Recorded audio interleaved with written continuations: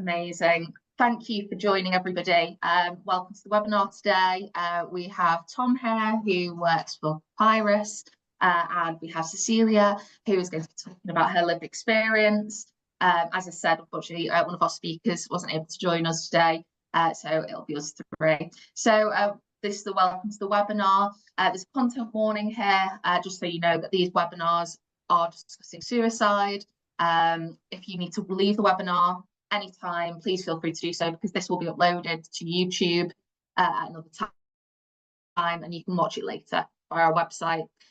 You won't be able to unmute during the session. You shouldn't be able to see yourself. It should just be us on screen. And for the webinars, the chat function is off. So we will be answering questions that were submitted by our community and having a quick Q&A towards the end of the session, where hopefully people's thoughts can be shared. If you'd like any more info or support following the webinar, please email our support team, where they're always able to help, info@bipolaruk.org. And like I said, today's webinar will be recorded, so we'll upload that recording to the website. If you need any help urgently, please see bipolaruk.org/crisis-support if you are in need of any crisis help.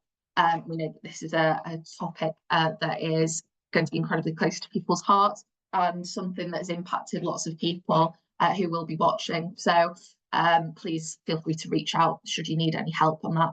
So I just wanted to launch off by talking about the webinar topic. So young people, bipolar and suicidality, the intersections between all of these things, how they impact one another. I was a young person with bipolar who experienced suicidal thinking as a symptom of my bipolar. And there are lots and lots of research that's been done into the link between these things. So bipolar is linked to 5% of all suicides among young people. That's kind of in keeping with the suicide rate across bipolar in general, but it goes to show it doesn't discriminate in terms of age. There's been some really interesting research as well in Sweden that's shown that higher rates of diagnosis of bipolar amongst 15 to 19-year-old boys, actually decrease the suicide rate by 4.7% versus the national average. So that goes to show that there's a clear link between the need for a diagnosis and decreasing suicidality in young people with bipolar.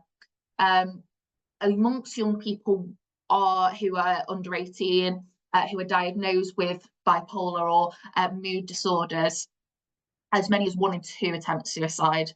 So we know that this is a kind of an epidemic amongst young people with mood disorders who are experiencing that. And of all psychiatric diagnoses in this age group, bipolar is associated with the highest risk of suicide death.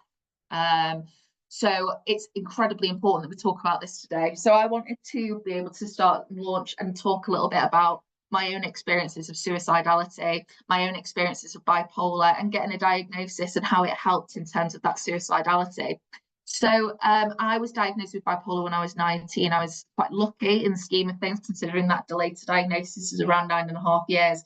But I got that diagnosis. I had to do so privately because the range and intensity of emotions had increased quite significantly as time had wore on. You know, I was experiencing depression as a young teenager, engaging in behaviour that was linked to those emotions as well, that was very negative and disrupted my emotional life, my social life, my academic life, and my family life, all of my relationships.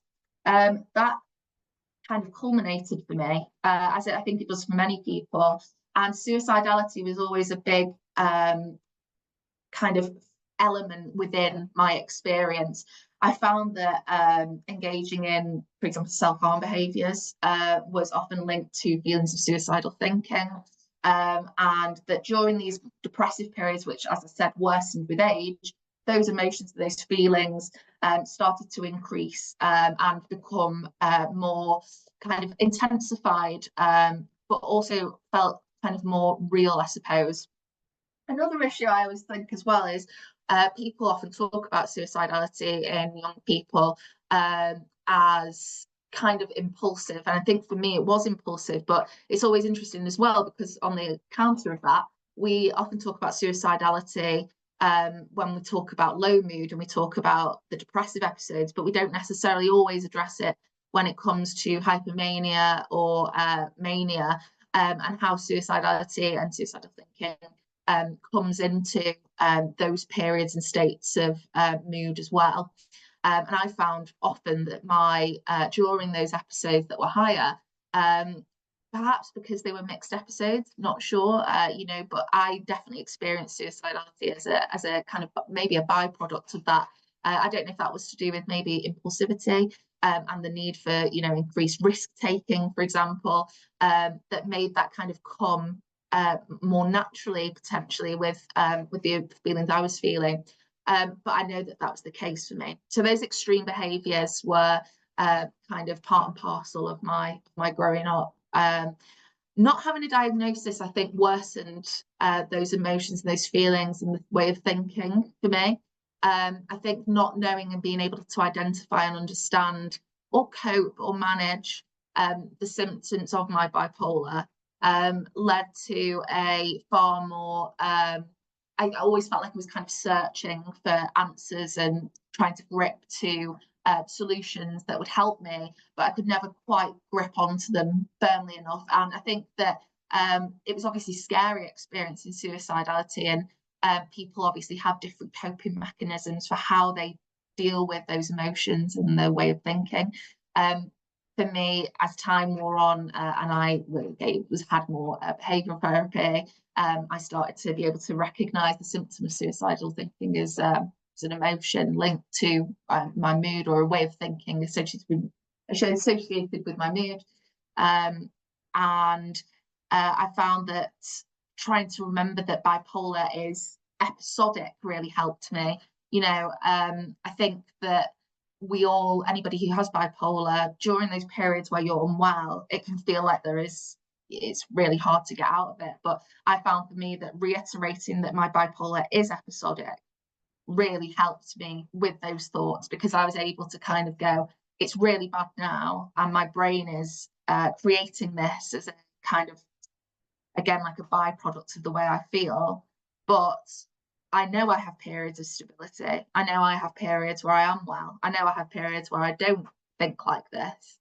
And that, together with the more traditional kind of things that I think a lot of people feel about suicide in general, in terms of, who would it impact, and the things that often act as kind of like preventative things for people, that really helped me, being able to know that this wasn't a permanent thing, it wasn't forever. And having that diagnosis and understanding that it was bipolar really kind of liberated me, I think, from that way of thinking to some extent. I think another thing is suicidality and it appearing within my moods and my episodes also kind of forced me to then reflect on that, and on those periods of real depressive lows when I was well, and understand and kind of, I think the phrase like to be forewarned is to be forearmed. I was able to take those kind of experiences and know that when it was to happen again, which it inevitably did again because of my bipolar, as everyone else says, being episodic, it enabled me it gave me tools and it equipped me to be able to learn and cope with those emotions that were, often overwhelming. I think my suicidality kind of peaks when I was incredibly unwell in 2020. I'd been furloughed. All stability had kind of gone, my social life, all the things that kind of I use as kind of coping mechanisms on a day-to-day in terms of orderliness and routine and all the things that everyone else does had kind of vanished. And that was when that started cropping up for me really intensely, as opposed to it being fleeting. And yeah, that period really taught me a lot about myself and about those thoughts, and the way that it kind of comes as a natural byproduct, it felt like, for me, from my mood. So that's a little bit about my story and my thinking around suicidality. I'd be really keen to talk a little bit more in the Q&A section about just bouncing off each other in terms of our own experiences. coping mechanisms and tips in terms of how to deal with suicidal thinking. But first of all, I would love to hand you over to Cecilia, who is going to talk a little bit about her lived experience. Thank you, Cecilia. Please go. Thank you so much, Eve. That was really, really useful and like very good to hear. I think definitely so much of the stuff you said resonated with my experience, especially as a young person. And you kind of mentioned 2020 being like a year of complete upheaval as well for everyone, I think, with their mental health. But yeah, I guess I just wanted to pick up on what you said about how the delay to diagnosis has such an effect on suicidal thinking, but also just on the whole disorder in itself. And like you, I was quite lucky. I was diagnosed at the age of 21. So I'm 23 now, and I was diagnosed with bipolar disorder at 21. And yeah, and I think I went private as well, and I was very fortunate to have that route of diagnosis. And I reckon had I not had that, it would have taken kind of a lot longer. And yeah, so I was diagnosed, basically 2 years ago, when I took a year out of university, basically because I was very unwell and confused about what was going on. And I'd suffered with my mental health since I was kind of 14, and had experienced ups and downs, but again, with kind of no real explanation or no understanding what was happening.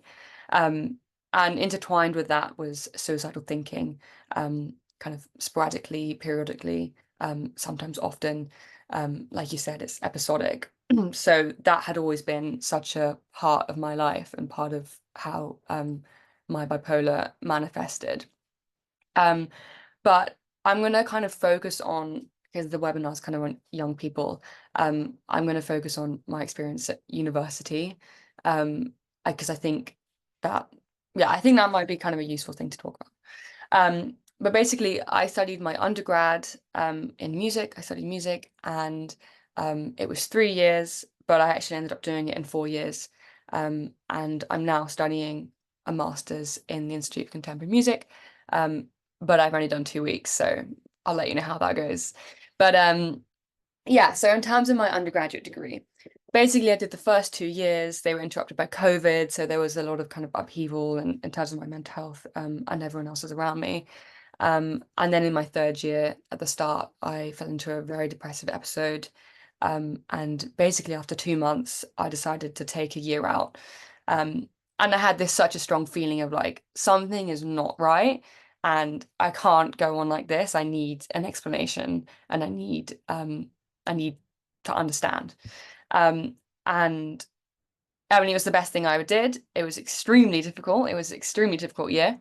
But kind of by the end of it, I'd come out with a diagnosis and a kind of a proper route to recovery. And I'm now very stable and very happy. So, for now, at least, happy ending. But I also have ADHD, and I also had chronic fatigue at the time. So I think in terms of my suicidal thinking, all these things were very wrapped up and very much affecting each other. So just to talk about kind of the ADHD, for example, the intensity, kind of the ADHD already adds a level of intensity to kind of your ups and downs and impulsive thinking. I'm very scatty. So I was never very good at holding down a routine. I found it very difficult to do the coping mechanisms that would have ever helped with kind of suicidal thinking, as part of the ADHD. And then again, as kind of part of the chronic fatigue, that kind of exacerbated this feeling of isolation, this feeling that I wasn't able to contribute to society or like the way my friends were. And so I think it's interesting as well to think of kind of the comorbidities of bipolar as well, and how they can really interweave. I think that's the word. But yeah, so I also wanted to just touch on basically what I experienced in my year out, because I think that was when I experienced the kind of most intense form of suicidal thinking.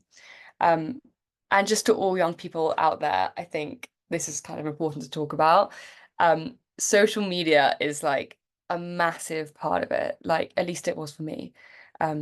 because I took this year out and I went home, I went back to my parents' house and I was very unwell. I wasn't really doing anything except for feeling crap.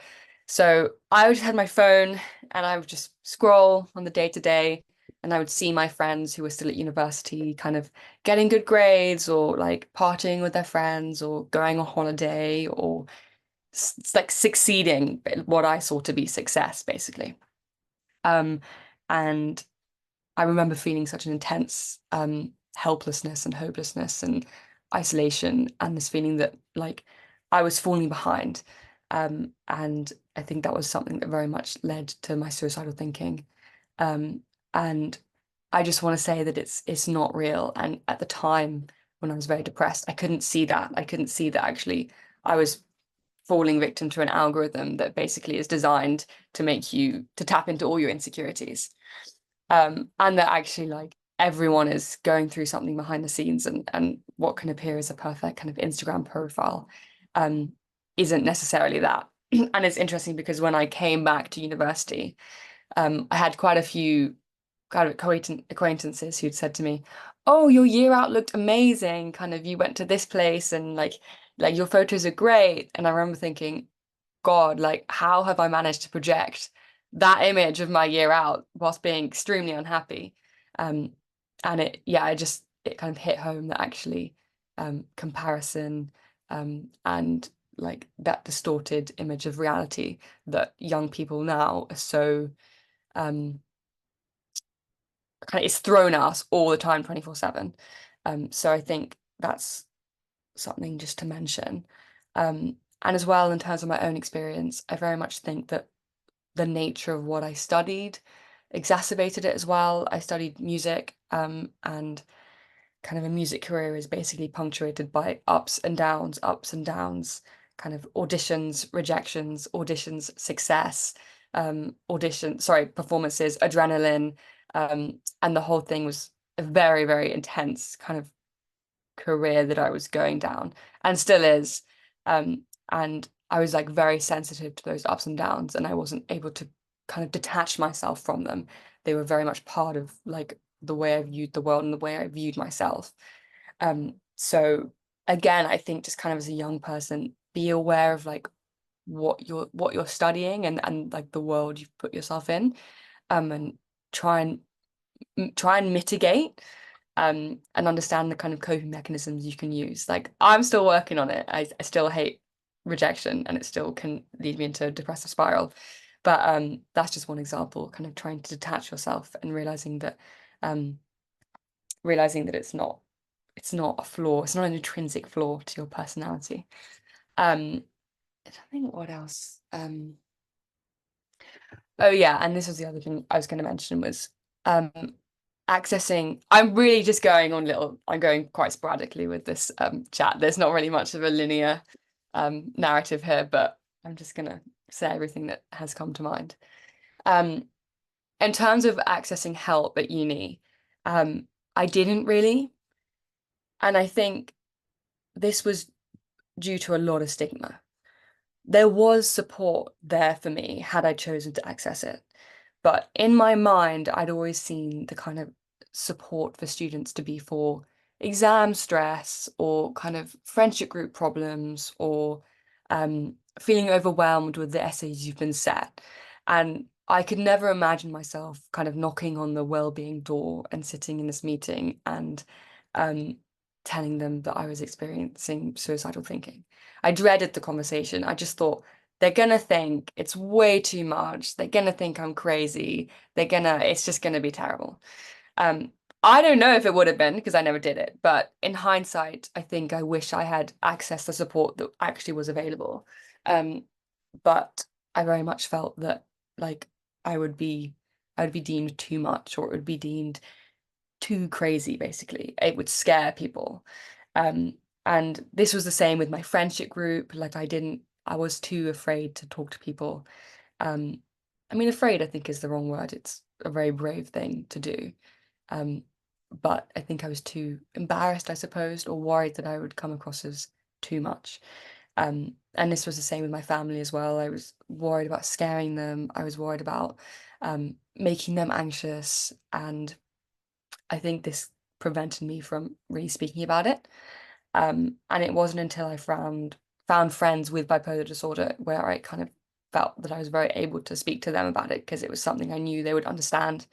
Because I didn't have a model of anyone going through suicidal thinking or bipolar disorder in my friendship group, let alone my life before I was 21, like literally. I didn't know anyone with the disorder. So I think that, again, that feeling of isolation really exacerbated feelings of suicidality. So that's just another thing to mention. And also, Eve, you spoke about mixed episodes and kind of feeling suicidal thinking during hypomania. And that really hit home. I think I didn't appreciate that I could feel kind of suicidal and happy at the same time. And I think that's part of the reason I really normalized something that shouldn't have been normalized, was I had a very stereotyped vision of what suicidal thinking was. And I also experienced quite a few mixed episodes and rapid cycling. So it really could be kind of euphoric and then kind of suicidal thinking, euphoric, suicidal thinking. And that disorientation, I think, is stopped me from really recognizing what was going on. And it's not really spoken about very much. So, and I think that's probably quite particular to bipolar disorder, which is why it's interesting to have a webinar about like suicide with bipolar. So yeah, I mean, nothing else comes to mind, but thanks. That was pretty much just a word vomit of anything I could think of and anything in my experience. But I hope that some of it resonates. And yeah, and if it does, I'd be very happy to answer any questions later on. But yeah, thank you. Thank you, Cecilia. That is honestly, it mirrors, I mean, I know it mirrors my experience so remarkably. And thank you for sharing. Really appreciate it. I'm sure lots of people in the chat can relate. We'll come back later to talking a little bit more about university, mixed episodes, all of the things that you have referenced and spoken to there, as well as support and stigma around that. So thank you again, Cecilia. So I'd love to now pass you on to Tom. He works at Papyrus, the suicide breakers charity, and they help support people who are experiencing suicidal thinking. So Tom will walk you through a little bit about their services for practical help and about tips in managing suicidal thinking. So Tom, please take it away. Thanks, Eve. Can you hear me? Yes. Perfect, thanks. I was just having some technical issues at the start. So as Eve said, my name's Tom. I work for Papyrus. But first off, I just want to say thanks so much for having me and inviting me along. I'm really grateful to be given this opportunity to speak to everybody, but also to be part of this sort of honest and open conversation. We've touched on it a little bit there in terms of statistics around suicide. Cecilia mentioned stigma around talking about suicide. So it is really important that we have these open and honest conversations about suicide, so people feel like they can access the support that they deserve. So I don't have any lived experience of bipolar, nor am I an expert, but what I am going to do is talk to you about the support we offer at Papyrus, how we support young people, and how we might support young people who have bipolar who are experiencing thoughts of suicide as well, and how anyone out there listening might be able to access our service and what that might look like for them. So just a bit of background about the charity to begin with. So Papyrus is a national suicide prevention charity. It was set up in 1997 by a group of parents who were all bereaved by suicide, and it's grown significantly since then in the past 25 years. We support people through our helpline, Hopeline 247, which I'm going to talk about in a bit more detail shortly, but we also equip communities to prevent suicide. So that's through our training and raising awareness. We've got training ranging from 30-minute sessions to 2 days, and we do influence as well. So we use social media campaigns, we work with the media to change how suicide is reported, and we lobby for policy and strategy change around suicide. So I'd really encourage you to look at our website if you want to find out more about those aspects of our work. But like I said, I thought I'd talk to you in a bit more detail about the support arm of the charity, which is Hopeline 247. That's what I work on. So I started at Papyrus as a suicide prevention advisor on Hopeline. I currently work as a manager on that service. And I think talking you through that service might be useful just so you know what to expect if you ever need to access that service, but also there may be some useful tips in there or help you think about what might be useful for you to do if you are managing or supporting someone with bipolar. So as I said, Hopeline 247, it's a suicide prevention helpline. We support people aged 35 and under across the UK who are experiencing thoughts of suicide. We also support concerned others, so that might be someone who's worried that someone is having thoughts of suicide, so a family member, a friend, a colleague. And we also have a debrief service as well, which might be helpful for people to hear about. So if someone has an encounter or an experience with suicide in terms of they've had to have a conversation or they've had to intervene perhaps on someone, or even if they've been bereaved, they can ring us to debrief that situation and talk things through with the professional. So that service is available as well. We're open 24 hours a day, 365 days of the year. So whenever somebody needs to talk to somebody about thoughts of suicide, needs help to stay safe, they can speak to us, and people can speak to us via telephone, via email, via text message, and a live web chat service as well. I think certainly, in the time that we've been around and we've been supporting people, we've recognized actually young people are maybe more used to these days sending text messages or WhatsApping or whatever it might be, rather than picking up the phone and actually speaking over the telephone. So we try and offer our support on all of those platforms. And I guess there's other challenges as well there that people might not feel able to speak on the phone. That might cause some anxieties. People might be in an environment where they don't want to be overheard or it's not quiet. People may feel more comfortable typing out how they're feeling. So we offer those different communication channels to try and be as accessible to everyone as possible. We also have a language interpretation service. So if English is not your first language, we can speak to you via a translator. And we've recently set up a partnership with Sign Solutions as well. So we can now offer support to the deaf community using sign language interpreters so people can speak to our service through that as well. We're a confidential and anonymous service. And again, I think that can sometimes break down those barriers in terms of reaching out for support. We don't know anything about the person that's calling us. We don't have access to your medical records. We don't have your name. It's up to you what you share with us. And you can remain totally anonymous if you wish. And I think that can be helpful in terms of, like I said, people being really open and honest about how they're feeling. Of course, if we do get details about people, that can be helpful in terms of offering them the best support as possible, but it's totally up to the callers how much information they want to give us. And Hopeline is staffed by a team of paid professionals who have gone through relevant training. And we're always looking at how we can sort of improve our knowledge and skills base as well.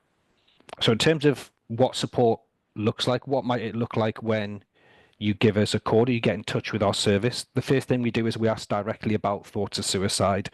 So again, I think this is a really important point, that we need to talk openly about suicide. So that's one of the first things we'll ask when someone calls. Are you calling us because you're experiencing thoughts of suicide? And being direct and being really open, that's really important, I think, and an important point to take away. We need to get comfortable with asking that question and using that word. People feel that using that word might put the idea into somebody's head. Actually, no, that's a myth. We know that. And I guess the best way I could put it is, if you ask someone if they're hungry, they're not going to say yes just because you've asked them. If they're not hungry, they'll say no. So if you say to someone, are you having thoughts of suicide? They'll be honest with you. And actually what it's going to do is open up that conversation and allow them to feel comfortable in talking about that. So I guess that's a point that I would really encourage people to take away is we need to have open conversations about it. When you're talking to us about thoughts of suicide, we will ask you to share your story. What is it that's impacting your thoughts of suicide? And we'll do that without judgment. People will call us for a number of different reasons. People may be experiencing thoughts of suicide for a whole host of different reasons, and there's no judgment here. We want to hear about what's impacting you, and we'll take what you tell us really seriously. You can do that, like I said, without judgment. And we'll give you that safe space to talk about what's happening. You know, we want you to be open with us about what's going on. Like I said, we'll support you without bias. We won't be shocked by anything you say or how you present. As I said, we're not experts in terms of supporting people with bipolar, but we will adapt our communication style, how we communicate with how people are presented on the phone. You know, people will present, as we've sort of discussed, with a whole host of different emotions. Some people can be very low, some people can be very high, and everything in between. And we'll adapt our style to suit your needs, whether you're angry, you're upset, panicked. You know, we'll do our best to listen to you and respond accordingly. You know, sometimes people have a lot that they want to tell us. They'll, as soon as we answer the phone, they'll start giving us some information, but we'll ensure that they know we're listening and that we understand. Sometimes people don't know what to say, or they find it difficult to put it into words. And again, we're experienced in asking those questions, you know, exploring a story, and we can guide the conversation as well if that's what people need. As I said, we'll adapt our communication style to meet the needs of the person that we're speaking to. As you can imagine, as I said, we sort of support people aged 35 and under, but a conversation with someone in their mid-30s is very different to a conversation with someone who might be 10 or 12 years old. So we've got experience in sort of adapting our style as well. And essentially what we'll do is we'll advise and support you with your thoughts of suicide. So unlike some other services, perhaps we're not just a listening service. We're actually going to give you some practical advice. What can you do to keep yourself safe? We're going to explore options with you and make suggestions of things that might be helpful. And as I said, our primary focus is safety. So our support is very much keeping you safe for now. How can we keep you safe for now? And then what do you need that's going to help in terms of moving forwards in the long term? We're essentially a short-term service. We want to hear what's impacting you, but then we will empower people to think about how they can find the strength, the confidence they need to then engage with long-term support services. So that's a very quick breakdown, I guess, of what our service entails, and I hope that makes sense. As I said, we don't offer like therapy. We're not qualified psychiatrists. We're not qualified, although some of us might have a counselling background. We don't offer that support. It's very much okay. You haven't thought of suicide. What can we do to keep you safe and manage those moving forwards? But also, what can we do to change the things that are impacting you? Sorry, Tom. Well, I was just going to talk about one more thing. If I've still got time. Please go ahead. Yeah. So I think what might be useful, certainly after listening to Eve and Cecilia, is I talked about a safety plan. So safety planning is something that we do, and I'm sure that some of the people listening are probably rolling their eyes now when I've mentioned the term safety plan. You know, they'll have probably had experience of doing those before and maybe not found them so helpful. But our safety plans are quite different. You know, we're not just going to tell people to have a bath or make a cup of tea. They're very person-centered. They're called Hope Link. And I think they're useful because I'm going to talk to you about what they involve. And like I said, hearing what Eve and Cecilia had to say, I think actually, yeah, they would be helpful to people living with bipolar. So our safety plans are an electronic document. So people can access it, again, 24 hours a day, whenever they need to. It's the first of its kind. It's unique in terms of this sector, and you access it using some keywords basically via our website. And I think, you know, we recognise that when people are experiencing thoughts of suicide or perhaps feeling risky or impulsive, it can be hard to know what to do, who to reach out to, who to speak to. So we know that this tool is or can be really useful to help keep people safe. Like I said, it's electronic, so that means it can be updated as your needs change. It can be edited whenever needed. In terms of supporting young people, it's not just a page of text. We can make it engaging with pictures, memes, you know, links to your favorite music videos, change the font color, all of that stuff to make it more engaging and make it really attractive and sort of aesthetically pleasing. It's user-led. Like I said, it would be in the language of the person that's completing it with us. But really what I wanted to talk about is the sort of questions that we ask in that safety plan. So there's a series of questions that we answer, and I think these might be useful for people with bipolar to think about in terms of managing their thoughts of suicide. So the first thing that we explore is the reasons that someone has for staying alive. And Eve mentioned it at the start. Actually, she found it useful to think about her protective factors. And sometimes they can be very obvious, a family member, going to university, whatever it may be. Sometimes they're a bit more subtle. But the fact that somebody's reached out to our service shows that there is part of them that does want to stay safe. So we think about those reasons you have for living, and when you log into your safety plan, those are the first things you see, those really strong reasons for why you want to keep safe. The next thing we ask is thinking about making your environment safe. So again, our service is somewhere where you can come and talk openly about a plan for suicide. We will ask you directly if you have a plan for suicide. We don't talk or mention method unless someone gives us that information. But if someone gives us that information, we can advise on how to make your environment safe.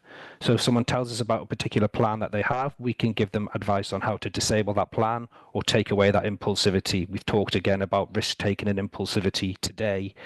We can put it down on paper. This is what you can do to disable that plan, essentially. So we'll do that. Once we've done that, we'll think about what might make it harder to stay safe. So when do you feel most at risk? Are there any mental health symptoms that make you feel more at risk? Drugs or alcohol, them sorts of things. And again, Eve, you spoke about it being episodic and almost like a pattern. So if you can recognize that, we can again put that down on paper and think about, okay, when you're at that stage, when you're having a difficult episode, what can you do to manage that? And again, we'll put that down in the plan. We then think about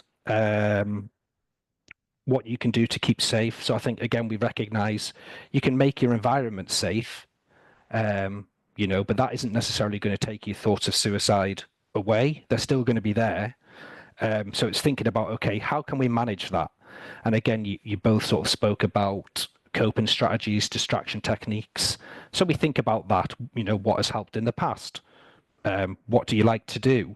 And again, I think, sometimes those things are the last thing you want to do, or it can be really hard to find the drive or motivation to do those things when you're having thoughts of suicide. But actually, it is really important to try and do those things. So it's thinking about, okay, what things can I do that might make me feel better, or might even distract my mind, for half an hour.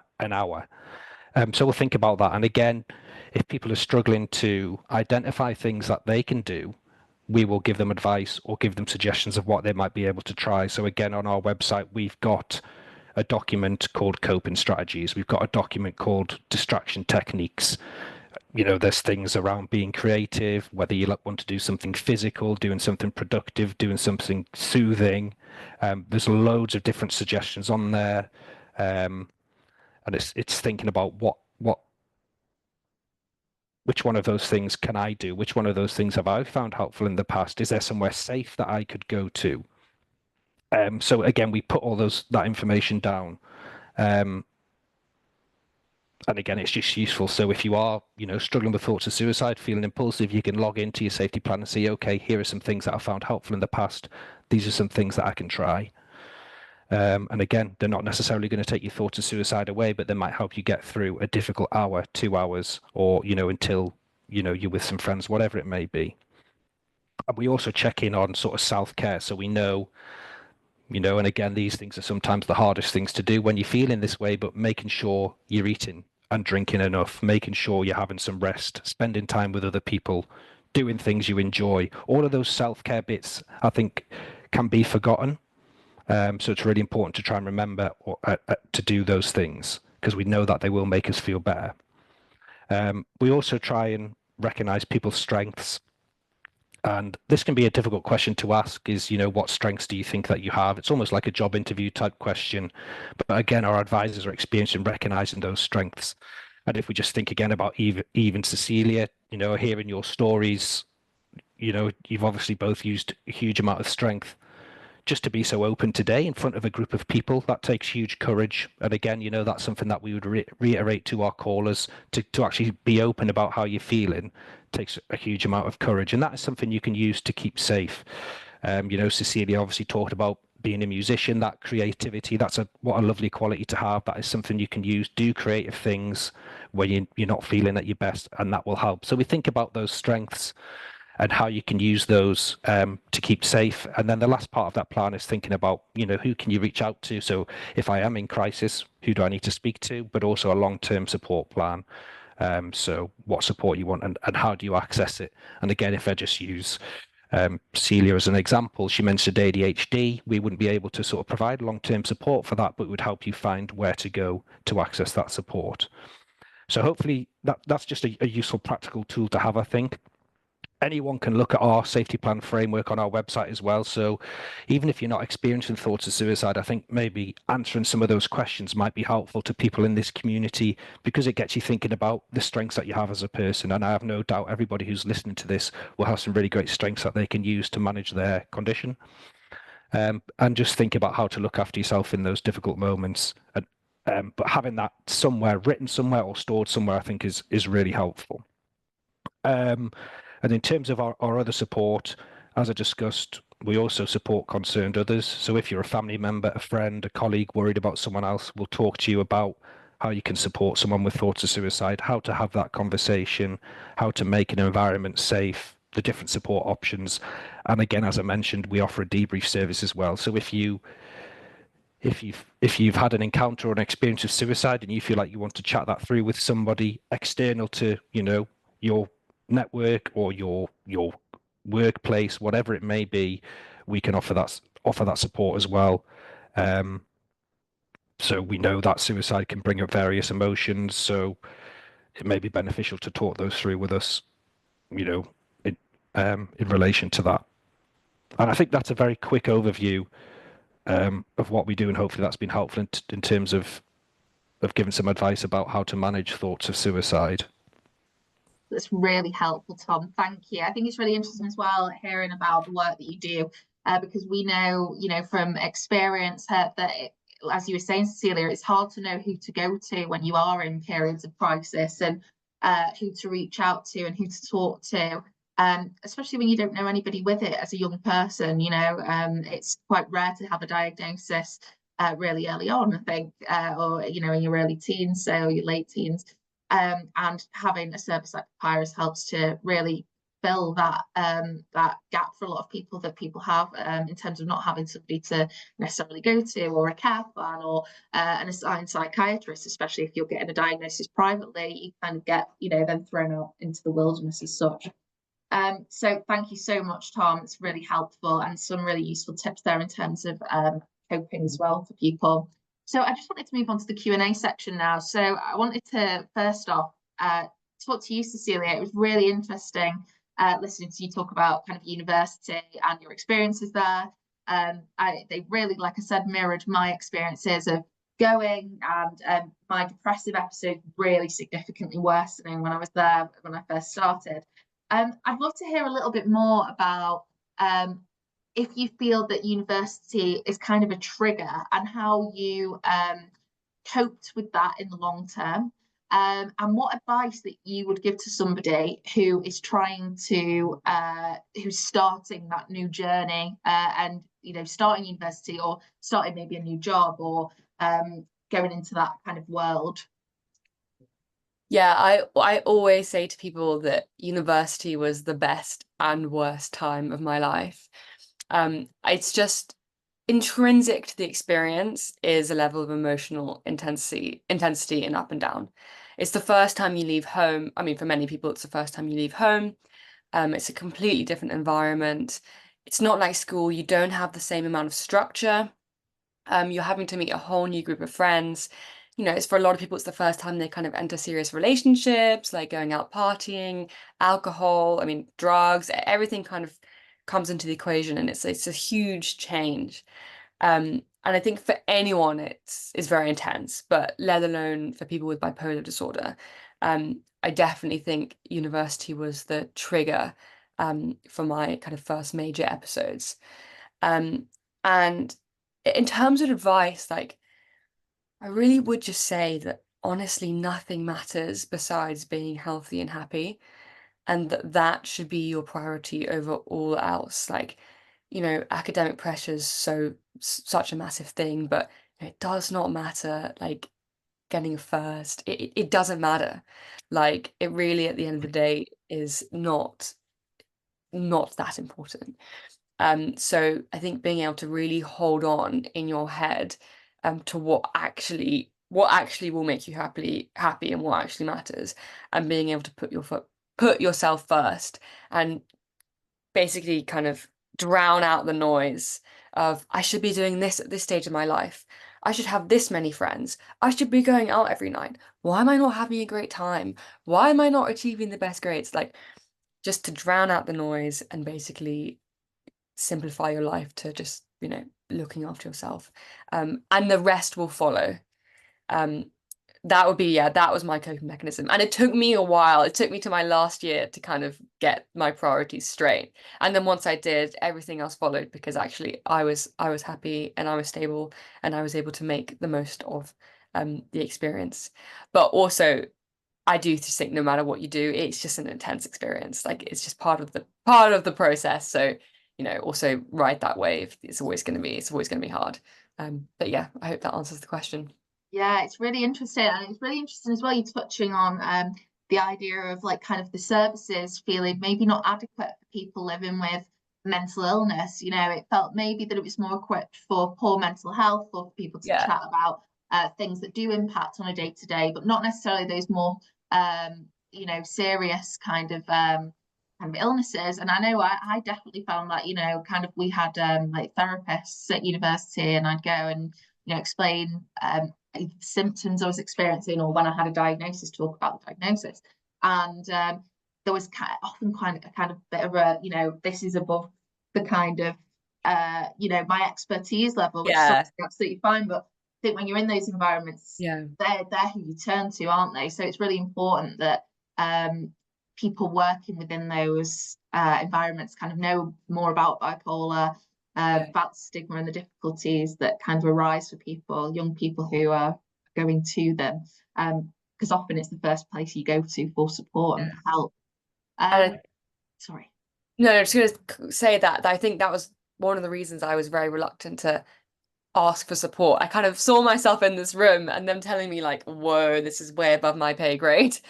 And I think towards the end of my degree, when I came back after taking my year out, I was a lot better at guiding them as to what I wanted, and advocating for myself, and kind of telling them, like, this is the kind of support you can give me, if they weren't kind of able to help me.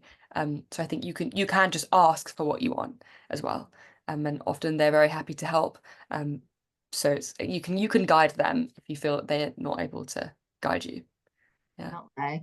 I was also really intrigued as to what you touched on there in terms of, like, the pressure of modern life, I think, for young people, and the difficulties that arise from that. I was wondering, Tom, in terms of your work at Papyrus, and in terms of the Hopeline, if you find that as time goes on, and as social media becomes more and more prevalent in young people's lives, and if young people kind of come with more and more difficulties arising from the likes of school and from social media, and from those sorts of things, and if they are impacting maybe suicidality in young people in general.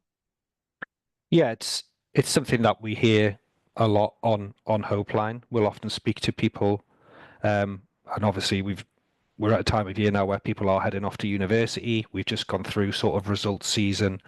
That is a really challenging time for young people, and it's something we hear a lot about. And my advice to people, I guess, would mirror Cecilia in such that everyone has, although we recognise it's really hard when you're comparing yourself to others and you see your friends going off to do something amazing, or as what you to perceive to be amazing. Actually, it's trying to focus on yourself. Everyone has a different pathway. Everyone has a different journey in life. It doesn't matter if it takes you a little bit longer to get to where you need to be. The most important thing is that you do that in a sustainable way, that you're happy and you're healthy. You know, Cecilia's a great example there of actually going to university, but then recognizing I need to have some time out here, and has then gone on to complete her studies and access some further education, which is, you know, that's an incredible example that it can happen. And yeah, it might take a little bit longer, but does that really matter? No. You know, we know that 1 in 4 people will have a mental health concern each year in England. So if you think about, you know, your year group when you're in year 13 that are all heading off to further or higher ed, there's a lot of those people who will be living with a mental health concern. So I don't think, yeah, social media obviously plays a part in that. People will only tend to put, you know, the positive aspects of their life on social media, and that's definitely something we hear about on Hopeline as well. You know, the pressures that young people face when they see people that they think are doing well, or doing things that they've not been able to do yet. That definitely adds some pressure for sure, and maybe makes people feel like they're not succeeding, whereas actually, you know, they really are. Absolutely. Thank you for that, Tom. Yeah, it's really useful and interesting. Yeah, and I guess, sorry, I was just going to sort of No, of course. caveat that with, as well as, you know, we know, again, Cecilia mentioned it, and this is something we hear a lot about when we're speaking to people. Young people like to spend a lot of time on their phones. It's just part of life now. But there are, you know, there are helpful things out there. So, you know, you could follow, for example, Papyrus or Bipolar UK on social media. You know, seeing their information is going to be more useful than some other content, perhaps. You know, there are organizations out there putting out some really positive content and supportive content. So while albeit social media can be a difficult place to be, there is lots of supportive stuff out there as well. So I'd really encourage people to have a look at those things. You know, there's also lots of apps people can download now. So, you know, we're obviously in a digital society now. Here at Papyrus, we have like an app library. So there's lots of apps on our app library that they've been reviewed essentially. So anyone could go on the App Store and search for anxiety, for example, and find an app, but it's not been regulated. Whereas we've got like an app library where the apps have gone through an assessment process to make sure their content is safe. So again, it's about maybe thinking when you are looking at your phone, okay, actually, I might instead of clicking onto Twitter or Instagram or TikTok, I might have a look at an app that helps with track my mood, for example. So it's thinking about using those. You know, your phone could be a really useful tool for managing your mental health as well. Yeah, definitely. I think people, we have our mood tracker as well, Bipolar UK mood tracker, and I think that's really useful in terms of monitoring mood for people. I know lots of people in the community use it. Thank you, Tom. I've just got another question here for you, Cecilia. It's a question that was submitted. I'm a parent and worried about the impact of bipolar on my newly diagnosed daughter. She's doing well now, getting help, but I know there's lots of misinformation online or pressures of fitting in. She's been suicidal, has self-harmed in the past. How do I protect her and look after her? The question is to you, Cecilia. What do you wish your parents had understood about being young and bipolar? When you are experiencing difficult periods? First of all, it's just a really lovely question. Like, I think even kind of taking the first step to ask is exactly the thing to be doing. It's very hard to understand unless you're going through it. Like, it's such a foreign disorder to someone who, let's just say, has normal moods. So I think, yeah, doing your best to find out as much information as you can is definitely good. I think also trying to understand that it's different for everyone. For like every child will manifest in a different way. There's a lot of stereotypes. If you look at kind of movies and books, and the classic stereotyped person with bipolar disorder is, you know, a kind of man in his 40s who's often violent or aggressive, and there's kind of very much like one image. And I think for young people and young girls especially, having an awareness that like there's a very nuanced very nuanced kind of experience, I think, as a young young girl experiencing bipolar disorder, and it might not always be what you think it is. So asking questions, kind of saying, do you think this is to do with that? Or like, do you want to tell me about this? I think curiosity is really important. And also validating, like, sometimes as a parent, you can't fix it. There's literally nothing you can do except kind of, point your child into the right direction. But what you can do is validate them and make them feel heard and listened to and safe and supported, and believed. And I think at the end of the day, as a parent, that's what a lot of kids want, is just that safety net that, your parent will always be there, and they will validate your experience, even if they can't fix it for you. So I think that would be my advice, is that, yeah, just curiosity and validation, basically. Definitely. I think that's really true. And I think I like that idea about the curiosity element as well, of, trying to understand something. Obviously, bipolar is has a big genetic link, but it doesn't necessarily mean that your parent will have it. So having the ability to have those open conversations is really important, and the curiosity on behalf of the parents is also really important. Thank you, Cecilia, for sharing that. I've just got one final question here from the community as well. So this is an interesting one. It's so whenever I experience recurring suicidal thoughts, I find it helpful to acknowledge them as one potential option amongst many. By doing so, I reason that if this option exists, there must also be alternative options available. This perspective allows me to recognise that the situation is not hopeless or predetermined, and it helps me feel safe for now. The person has asked, I'm curious to know if others have found this approach helpful. I don't know if that's something you've kind of encountered, experienced, Cecilia, or if that's something you've encountered, Tom, in terms of that thinking and that logic, when it comes to suicidal thinking, amongst yourself or the people that you work with. But if not, then can you understand like that kind of approach, or is there other kind of ways of thinking like that emerge often? It's super interesting. Like, I've actually never thought about it like that, but I might try it, because I quite like it. The pure logic of it is kind of watertight. So yeah, but I've never really thought about it like that. I think usually when I'm feeling kind of suicidal thinking, it comes out of a feeling of complete hopelessness and a complete helplessness. But so yeah. But what I would say was I do, and actually now I'm talking about it, I think I kind of have had that conversation in my mind. The kind of the two options. My two options that I kind of always like, suicidal thinking or packing up all my things and moving to somewhere in the middle of nowhere and going off grid. And I use that alternative in my mind as a kind of like safety net in a way. I kind of think, well, it doesn't have to be this. The alternative is just to do something completely radical with my life and run away. Yeah. Neither are very good situations, but I think, but yeah.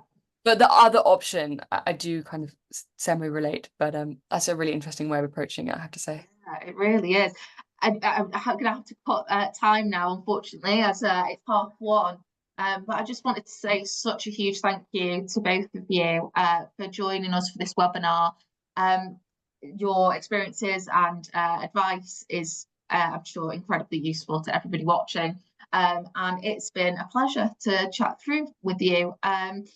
Huge thank you again, and to anybody watching, the link for this will it'll go onto YouTube, and you'll be able to watch it at a later time or share it. Please feel free to get in touch again with us at info@bipolaruk.org should you need any help or advice, or any questions, if you have any questions following the webinar. Yeah, a huge thank you. Take care. Have a good day.